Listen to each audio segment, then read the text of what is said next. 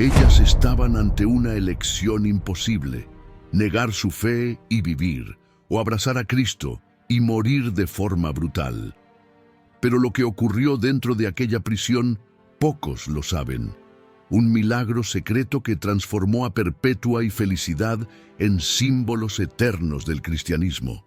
En el apogeo del terror, cuando todo indicaba que el miedo las consumiría, sucedió algo inexplicable. Algo tan poderoso que incluso los soldados que las vigilaban quedaron sin palabras.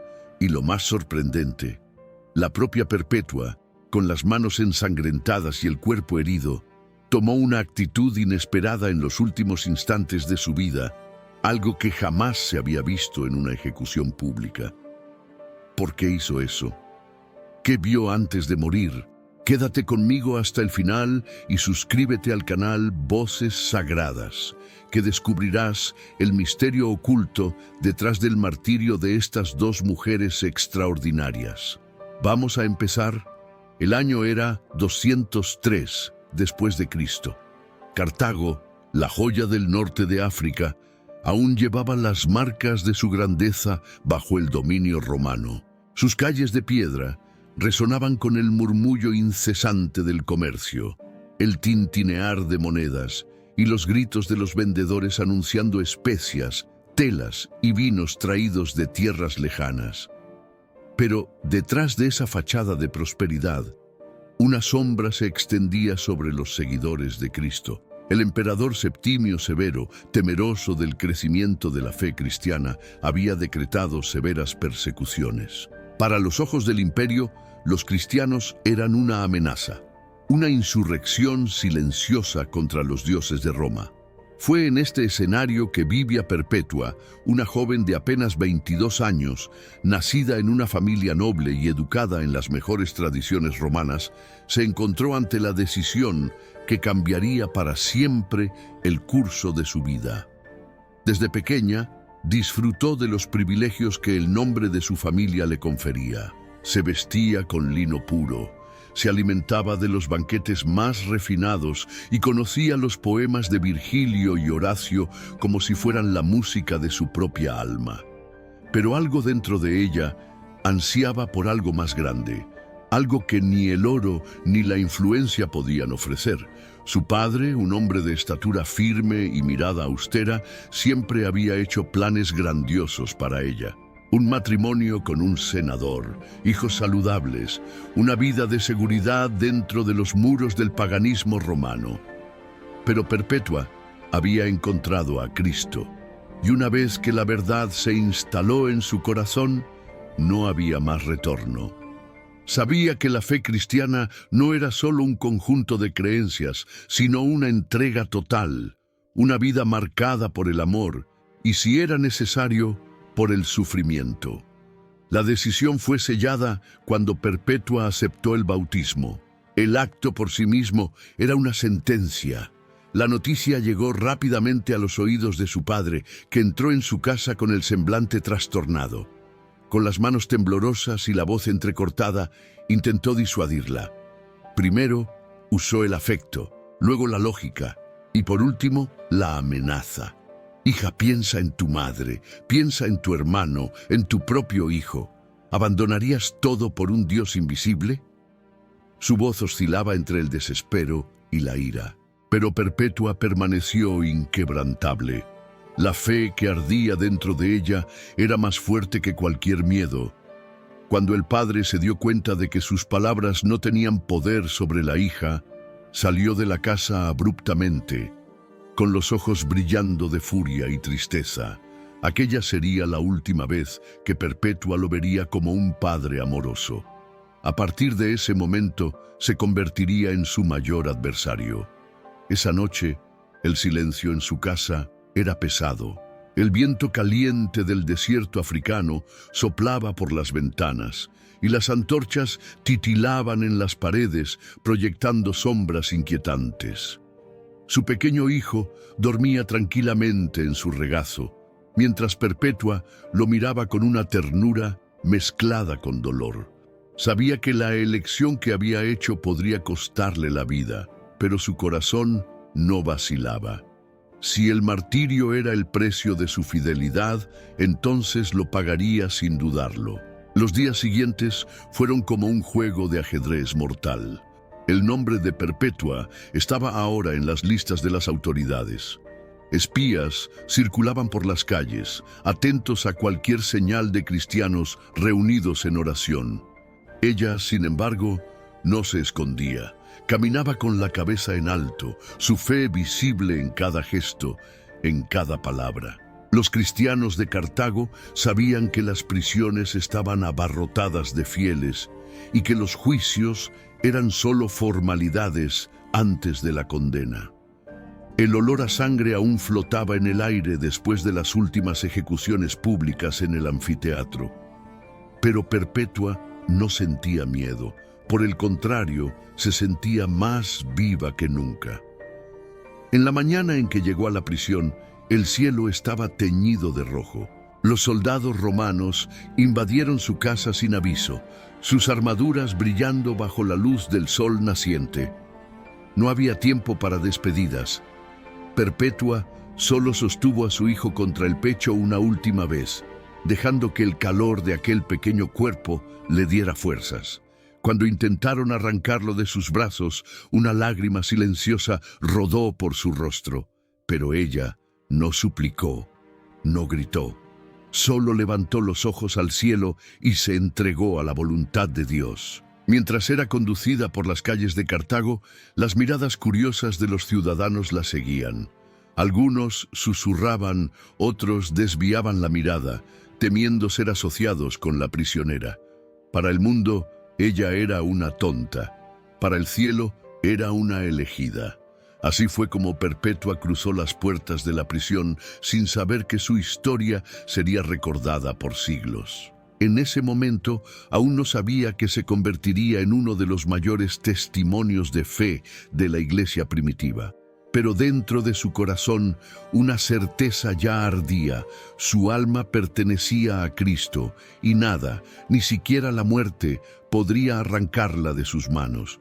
Y así comenzaba el camino hacia la gloria.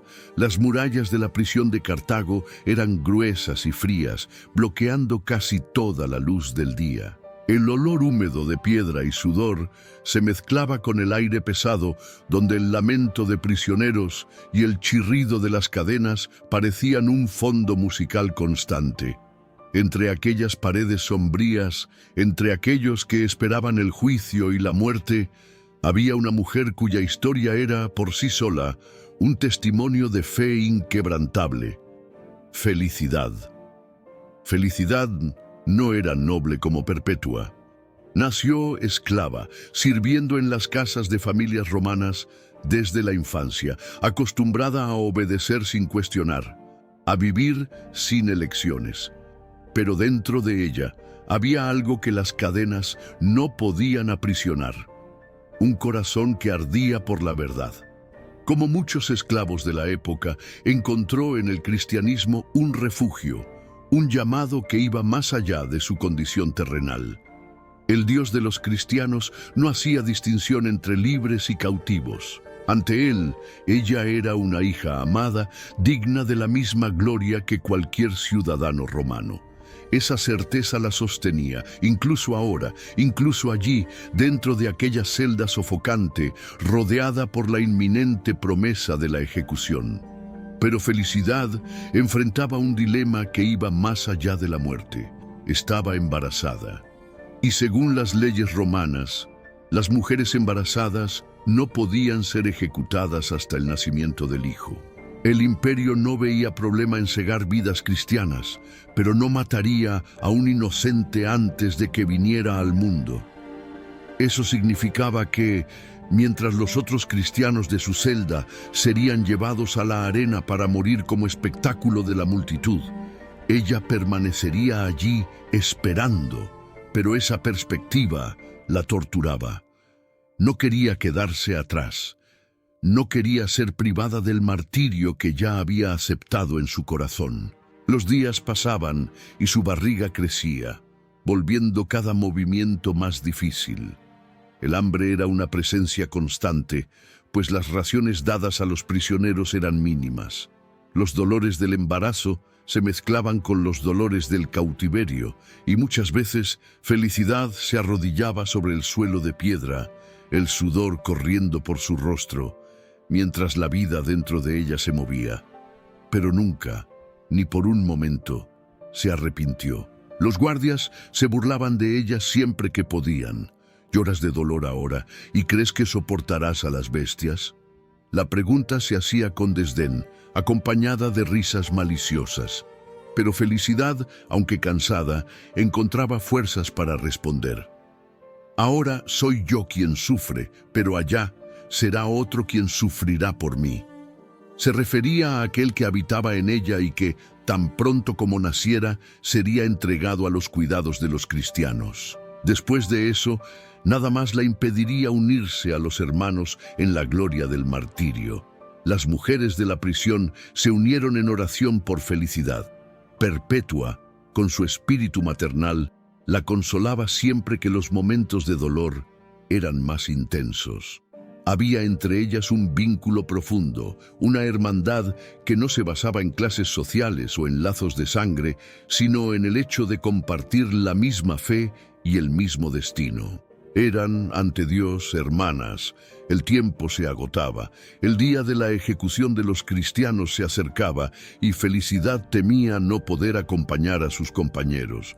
Pero en la noche anterior al espectáculo en la arena, los dolores del parto llegaron violentos, incontrolables. La celda se convirtió en un espacio de agonía y esperanza, mientras las mujeres cristianas intentaban ayudarla de la mejor manera posible. Entre los gemidos y el calor sofocante, un llanto rompió el silencio de la madrugada. El bebé había nacido. En el instante en que el pequeño fue colocado en sus brazos, Felicidad sonrió. No por el alivio, no porque los dolores hubieran cesado, sino porque ahora finalmente estaba libre para partir. Su hija estaba viva y pronto sería entregada a una familia cristiana que la criaría lejos de los horrores de la persecución. Ella, por su parte, seguiría su verdadero destino: morir por Cristo lado a lado con Perpetua y los otros mártires. El bebé fue llevado, pero Felicidad no lloró. Su corazón estaba en paz. Se levantó, débil, pero con un brillo en los ojos que los guardias no pudieron comprender. Su tiempo en la prisión estaba terminando. El día del espectáculo se acercaba y ella estaba lista. El aire dentro de la prisión de Cartago era denso y opresivo, impregnado por el olor de cuerpos exhaustos y por el silencio roto solo por los gemidos de prisioneros debilitados. El suelo de piedra era frío y húmedo, y las cadenas sonaban a cada movimiento de los que estaban encadenados. Perpetua y Felicidad, ahora unidas por el destino, esperaban lo inevitable. Pero lejos de sentir miedo o desesperación, las dos mujeres encontraban dentro de sí una paz que no venía de este mundo. Estaban prisioneras, pero eran libres. Los días se arrastraban sin misericordia. El espacio reducido de la celda transformaba las noches en tormento. El calor del día y el frío cortante de la madrugada drenaban las fuerzas de los prisioneros.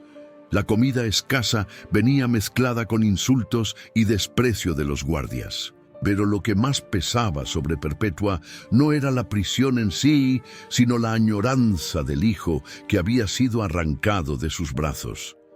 El llanto del niño aún resonaba en su mente, como si cada lágrima de él fuera una herida abierta en su alma. Sin embargo, había algo más fuerte que ese dolor: la certeza de que su fidelidad a Cristo no sería en vano. Fue en esa oscuridad física y emocional que algo extraordinario ocurrió. Perpetua comenzó a tener visiones. No eran delirios causados por el hambre o el cansancio, sino revelaciones tan vívidas y poderosas que cada una de ellas se convertía en un sustento para su alma. La primera visión llegó en una noche de silencio absoluto. Perpetua, sentada en el suelo de la celda, con la espalda apoyada contra la pared de piedra, cerró los ojos por un instante y de repente se vio en un lugar completamente diferente. Ante ella había una escalera de bronce estrecha y empinada que se elevaba hasta los cielos. De cada lado estaban clavados ganchos afilados, listos para desgarrar a aquellos que intentaran subir sin la fuerza necesaria. En la cima de la escalera, un hombre de vestiduras blancas la esperaba, con una mirada que transmitía una paz que las palabras no podían describir. Y alrededor de la base de la escalera, una serpiente monstruosa se arrastraba, lista para devorar a quien dudara. La voz del hombre resonó en su corazón: «Sube y no temas». Y ella subió. Cada peldaño era un desafío, cada paso exigía más coraje. Pero no había dolor, no había miedo, solo la certeza de que era allí donde Dios la llamaba. Cuando finalmente llegó a la cima, encontró un vasto jardín, donde una luz dorada tocaba todo a su alrededor. Y allí, en medio del esplendor, un pastor de facciones serenas la esperaba. Él la miró con bondad y le entregó algo que parecía leche, diciendo: «Bebe, pues ahora serás fortalecida». Al despertar, Perpetua sabía que no era un sueño común. Aquella visión era un anuncio de su jornada, la certeza de que su lucha no terminaría allí, en la oscuridad de la prisión, sino que culminaría en algo mucho mayor que cualquier dolor terrenal. Ella compartió esta revelación con los hermanos, en la fe, que estaban con ella en la celda. Ellos entendieron que eso era una señal. El martirio no sería el fin, sino el inicio de una gloria eterna. Pero no fue la única visión que recibió. Días después, otra revelación la alcanzó, esta vez aún más poderosa. Ella vio a un joven diácono que había muerto recientemente, llamado Dinócrates. Él había sido su hermano, pero había fallecido aún niño, víctima de una enfermedad que deformó su rostro y lo hizo sufrir hasta el último suspiro. Perpetua siempre lo recordaba con tristeza, pues no sabía si su alma había encontrado descanso. Pero en aquella visión lo veía en un lugar árido, sediento, delante de una fuente de agua cristalina que no podía alcanzar. La angustia en su mirada era desgarradora. Al despertar, Perpetua comenzó a rezar incesantemente por él, pidiendo a Dios que le concediera el descanso que tanto ansiaba. Al día siguiente, la visión vino nuevamente, pero esta vez Dinócrates ya no estaba abatido. Su rostro estaba curado, su semblante era de paz, y ahora bebía de la fuente con alegría. Perpetua comprendió entonces que sus oraciones habían sido escuchadas. A pesar de estar aprisionada, a pesar de estar al borde de la muerte, su intercesión había liberado una alma. Ese fue su consuelo. Las visiones se convirtieron en un pilar de fuerza. No solo confortaban a Perpetua y a los demás prisioneros, sino que atestiguaban que Dios estaba con ellos en cada paso del camino. La celda ya no era más una prisión, sino un altar. El miedo a la muerte dio lugar a la certeza de la victoria. La arena los aguardaba, pero ahora sabían, nada podría separarlos de la gloria que los esperaba. La luz del atardecer se filtraba a través de las rejas de la prisión de Cartago, proyectando largas sombras contra las paredes manchadas por el tiempo. Allí dentro, el calor sofocante de la celda se mezclaba con el olor a hierro y humedad. Perpetua sabía que el tiempo se estaba agotando. Cada día que pasaba era un paso más cerca del martirio. Pero fue en ese momento de expectativa silenciosa que algo la conmovió de una manera que ninguna amenaza romana había logrado. Su padre estaba allí. Cuando los pasos firmes resonaron por el pasillo y los guardias destrancaron la celda con un estruendo metálico, Perpetua vio el rostro del hombre que le dio la vida, ahora marcado por la desesperación. Las arrugas en su frente parecían más profundas. Sus ojos estaban enrojecidos por la angustia. Ya no era el patricio romano orgulloso que llevaba el nombre de la familia con dignidad. Estaba quebrado. El viejo hombre se acercó y antes de que pudiera decir una palabra, cayó de rodillas ante ella. Eso fue un impacto. Un padre romano nunca se arrodillaría ante su propia hija, pero allí estaba él, un hombre antes rígido, ahora suplicando con la voz entrecortada: «Hija, ten piedad de mí». La celda quedó en silencio. Los otros prisioneros desviaron la mirada respetando ese momento. Perpetua sintió que su corazón se apretaba. No era miedo, no era duda, era dolor. El amor por su padre aún pulsaba dentro de ella, pero su decisión ya había sido tomada.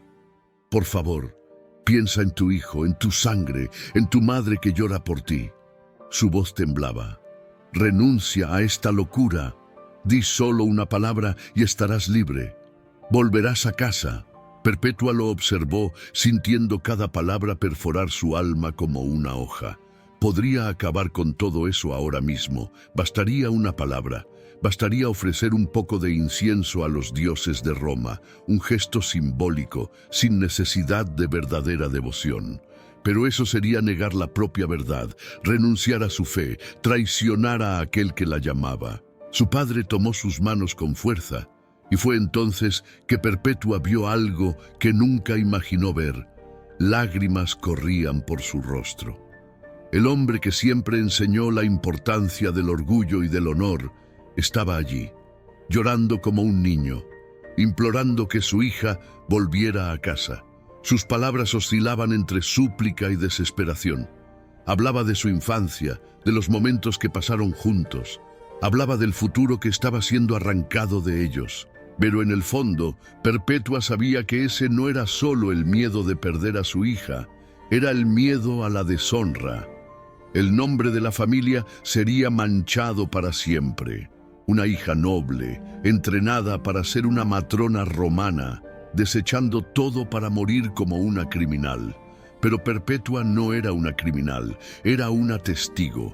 Se agachó, tomó las manos de su padre y con la voz firme respondió con dulzura: «Yo soy de Cristo, nada puede separarme de él». Fue como si sus palabras hubieran desgarrado el corazón del padre. Él retrocedió, aturdido. El rostro, antes suplicante, se retorció en algo entre la furia y la desesperación. Se levantó abruptamente, respirando con dificultad, los puños cerrados. «Estás matando a ti misma, estás matando a tu familia», gritó, la voz cargada de dolor. Y entonces se fue. Sin mirar atrás, salió de la celda con pasos pesados, murmurando palabras inaudibles. El peso de ese momento aún flotaba en el aire. Perpetua respiró hondo. Su pecho dolía, pero no de arrepentimiento. Había sido probada, y su fe no vaciló. El amor por su padre seguía ardiendo dentro de ella, pero Cristo venía primero. Cuando los guardias cerraron la celda nuevamente, Perpetua cerró los ojos por un instante. La batalla más difícil no era contra fieras o espadas, era contra el corazón. Y ahora sabía que estaba lista. La celda de la prisión de Cartago era estrecha, sofocante e impregnada del olor a sudor y polvo. El aire caliente y húmedo hacía que la respiración fuera pesada, y cada movimiento exigía un esfuerzo tremendo. Entre las sombras de esa cámara oscura, Felicidad sentía los primeros dolores del parto. Las contracciones venían como olas aplastantes, doblando su cuerpo de dolor. Pero ella se mantenía firme. Sabía que su batalla no era solo contra el sufrimiento físico, sino contra el tiempo. Los guardias romanos sabían de la gravidez de Felicidad y se reían de su tormento. Murmuraban entre ellos que en el momento en que el niño naciera, no habría más escapatoria, sería llevada a la arena sin demora. Para ellos era un espectáculo más, un detalle irónico de la brutalidad que imponían a los cristianos. Pero para Felicidad, ese nacimiento era una promesa. Las otras mujeres cristianas se reunieron a su alrededor, tratando de ofrecer el consuelo que podían. Perpetua sostenía su mano, susurrando palabras de aliento. Había algo sagrado en ese momento. En medio de la oscuridad, la prisión y la inminente ejecución, una nueva vida estaba llegando al mundo. Y ese niño, aunque nacido a la sombra del martirio, llevaría consigo la herencia de una fe inquebrantable. Los dolores se intensificaron, atravesando su cuerpo como cuchillas de fuego. Felicidad apretó los dientes, conteniendo los gritos. No quería dar a esos verdugos el placer de verla sufrir, pero el cuerpo no podía ser contenido. Cuando la última contracción vino, el pequeño bebé se deslizó en los brazos de las mujeres que ayudaban. Un llanto agudo y frágil resonó en la celda. Felicidad respiró hondo, exhausta pero serena. El bebé estaba vivo. El dolor ahora era un recuerdo distante. Su rostro sudoroso y agotado se iluminó con una sonrisa discreta. Ella había cumplido su misión, pero la alegría duró poco. Los guardias romanos se acercaron, impacientes. Para ellos, ese niño no era un milagro. Era solo un obstáculo que había sido removido. Ahora, nada más impedía que Felicidad siguiera hacia la arena. Las mujeres cristianas se apresuraron a envolver al bebé en sencillos pañales. El plan ya estaba trazado. El niño sería entregado a una familia cristiana que lo criaría lejos de la persecución. No habría tiempo para despedidas prolongadas, para promesas susurradas al oído del recién nacido. Solo una última mirada.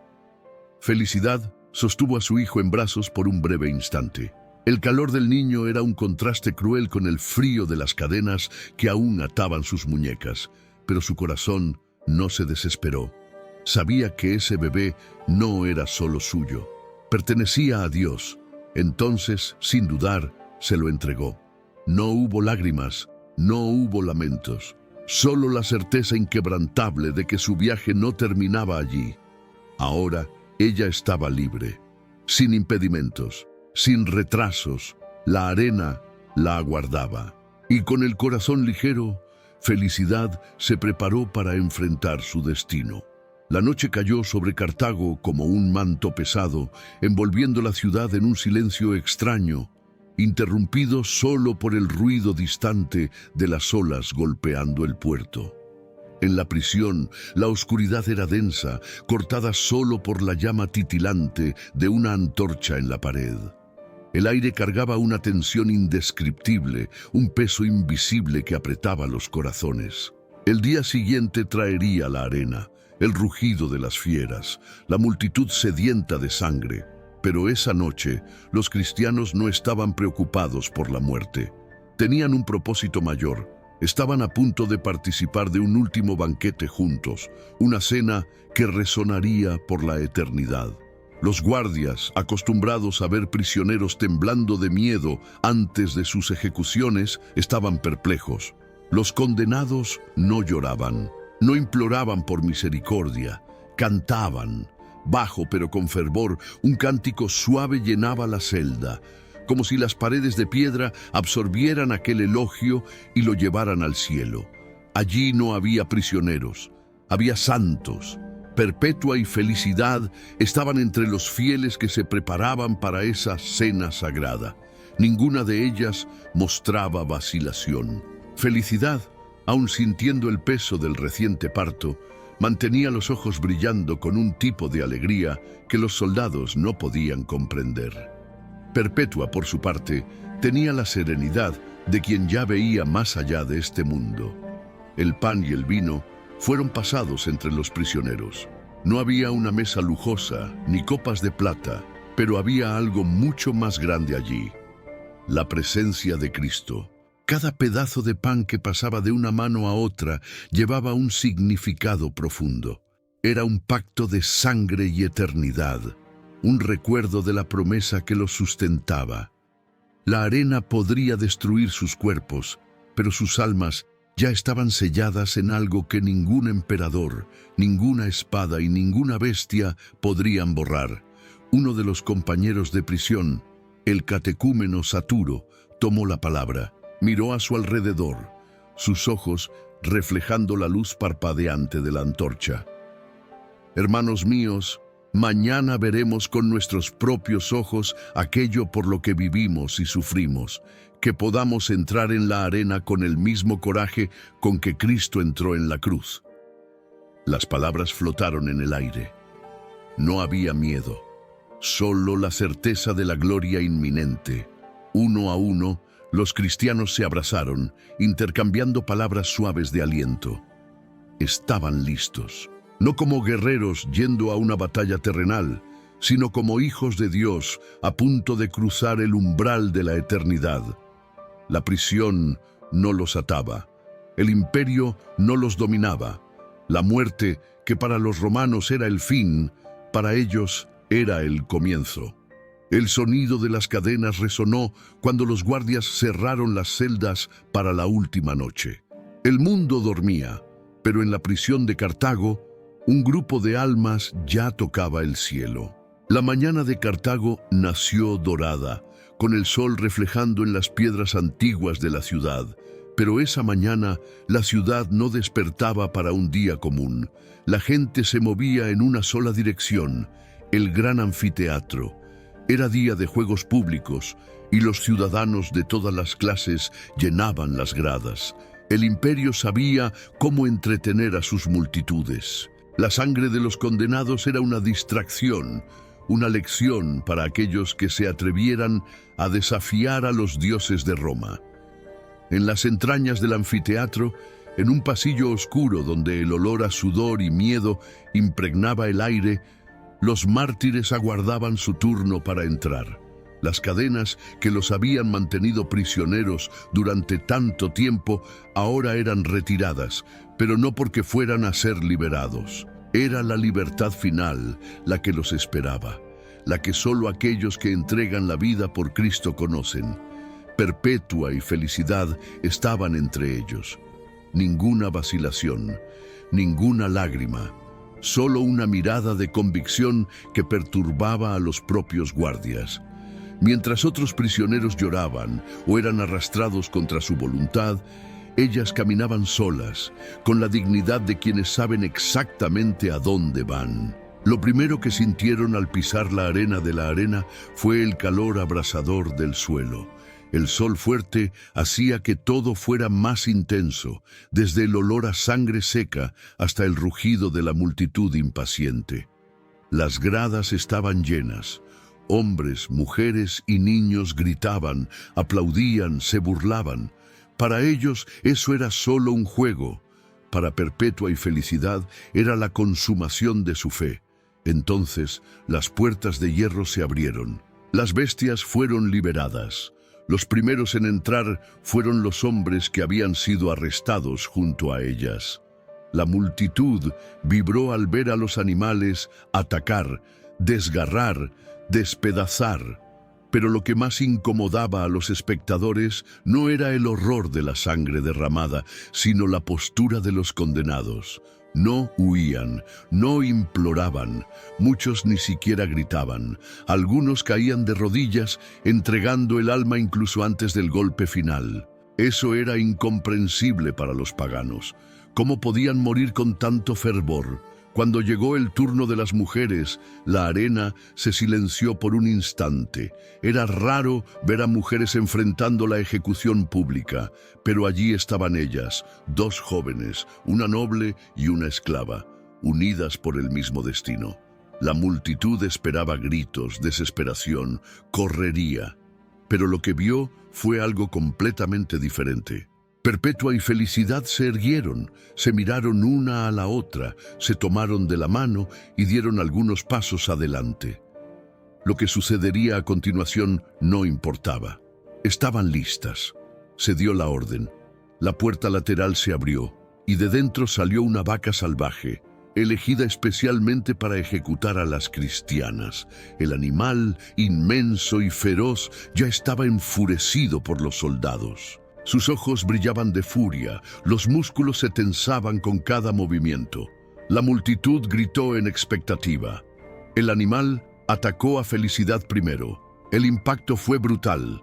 Su cuerpo fue lanzado al aire y cayó pesadamente sobre la arena, arrancando exclamaciones de la multitud. Pero en lugar de quedarse caída, se levantó. Aunque su cuerpo estaba herido, su alma estaba firme. Cuando la bestia se lanzó contra Perpetua, el golpe la arrojó violentamente al suelo. El choque fue tan intenso que por un momento perdió la conciencia. Pero algo impresionante ocurrió. Cuando sus ojos se abrieron nuevamente, el primer reflejo de Perpetua no fue huir ni llorar. Instintivamente arregló su cabello, como si no quisiera enfrentar la muerte con una apariencia descuidada. Este gesto simple pero cargado de significado causó asombro incluso en los verdugos. ¿Quién, en un momento de ejecución, se preocuparía por su propia dignidad? Pero eso no era vanidad, era honor. Moriría como una guerrera de la fe, con la cabeza en alto, sin permitir que la brutalidad del mundo la convirtiera en víctima. La multitud no sabía cómo reaccionar. No estaban presenciando a criminales en desesperación, sino a verdaderas reinas caminando hacia el trono del sacrificio. Se dio la orden final. Las mujeres fueron retiradas de la arena aún vivas, pero gravemente heridas. A los romanos les gustaba prolongar la agonía. La espada aún las esperaba, y mientras eran llevadas a la última fase del martirio, sabían que el momento supremo estaba cerca. La arena no las había destruido. El imperio no las había silenciado. Nada podría detener aquello que ya estaba sellado en los cielos. El sol estaba alto sobre Cartago, cuando las puertas del anfiteatro se abrieron una última vez. El espectáculo que la multitud tanto esperaba ya había ocurrido. Las bestias habían cumplido su papel, los gritos de dolor y la sangre derramada habían alimentado la sed cruel de los espectadores. Pero aún quedaba algo por hacer, la ejecución final. Los sobrevivientes del martirio en la arena eran llevados de regreso al centro de la gran plaza de arena, heridos, exhaustos, pero extrañamente radiantes. Entre ellos estaban Perpetua y Felicidad, sus ropas desgarradas, sus cuerpos marcados por los golpes de las bestias, pero con un brillo en los ojos que no se apagaba. La muerte estaba ante ellas, pero no había miedo. La multitud se agitaba, impaciente. Querían ver el desenlace, el último golpe, el fin de esos cristianos que desafiaban a los dioses del imperio. Los soldados recibieron la orden y alinearon a los prisioneros, preparando sus afiladas cuchillas para la ejecución. Perpetua levantó la mirada hacia el cielo. La arena hervía a su alrededor, pero ella veía más allá de ese lugar. Ya no estaba en Cartago, ya no estaba entre los hombres. En su corazón estaba en la escalera de su visión, subiendo peldaño a peldaño hacia la eternidad. El verdugo se acercó. Era joven, inexperto. Sus manos temblaban. Tal vez era la fuerza de esas mujeres lo que lo perturbaba. ¿No deberían estar en pánico? ¿No deberían implorar por misericordia? Pero allí estaban ellas, de pie como reinas, esperando el golpe con serenidad. La primera en ser llamada fue Felicidad. Su cuerpo aún estaba débil por el reciente parto, pero su alma era inquebrantable. Dio un paso al frente sin dudar. El verdugo levantó la espada y en un golpe certero, el sacrificio se consumó. Cuando el cuerpo de Felicidad cayó sobre la arena, Perpetua la observó por un instante. Allí estaba su hermana en Cristo, su compañera de prisión, ahora coronada con la gloria eterna. Lo que podría ser un momento de terror para los ojos humanos era, para ella, un instante sagrado. Entonces llegó su turno. A cada paso, el sonido de la multitud parecía disminuir. El soldado dudó al ver su rostro. Ella no estaba caída, no estaba asustada. Perpetua sostenía su propia dignidad hasta el último instante, con la postura erguida, con el valor que nadie podría arrancarle. El verdugo levantó la hoja, pero su mano tembló. El golpe no fue certero. La espada alcanzó a Perpetua, pero no la mató de inmediato. Un murmullo se esparció por el público. La ejecución debería haber sido rápida, pero allí estaba ella, aún viva. Los soldados se tensaron. Entonces, sin dudar, Perpetua, con sus propias manos, Guió la hoja hasta su propio cuello. El joven verdugo la miró asustado, pero no tuvo elección. Con un golpe final, la última llama se apagó en la tierra para encenderse en el cielo. El silencio dominó la arena por un instante. Los espectadores, que antes gritaban y se burlaban, ahora estaban aturdidos. Habían sido testigos de algo que nunca habían visto antes. No una ejecución, no una derrota, sino una victoria. La muerte no derrotó a Perpetua y Felicidad. El imperio intentó silenciarlas, pero su testimonio resonaría a través de los siglos. La sangre derramada en esa arena no fue un fin, sino un comienzo. Y aquel día, en el cielo, las puertas se abrieron para recibir dos almas que nunca habían pertenecido al mundo.